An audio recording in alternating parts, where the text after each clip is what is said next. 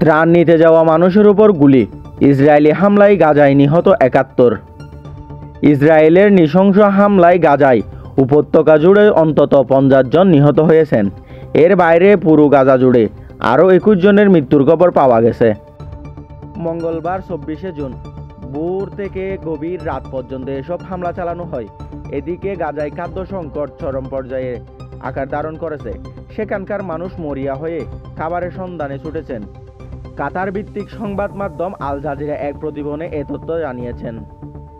গাজার হাসপাতাল সূত্রের বরাত দিয়ে আল জাজিরা জানিয়েছে, শুধু ত্রাণ পয়েন্টগুলোর আশেপাশে হামলায় নিহত হয়েছেন ৫০ জন।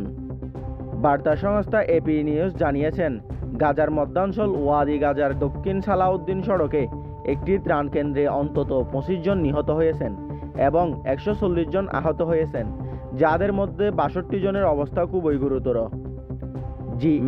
কার্যক্রম শুরুর পর থেকে এখন পর্যন্ত ইসরায়েলি হামলায় অন্তত ৪০০ জন নিহত হয়েছেন এবং ১,০০০-এর বেশি মানুষ আহত হয়েছেন।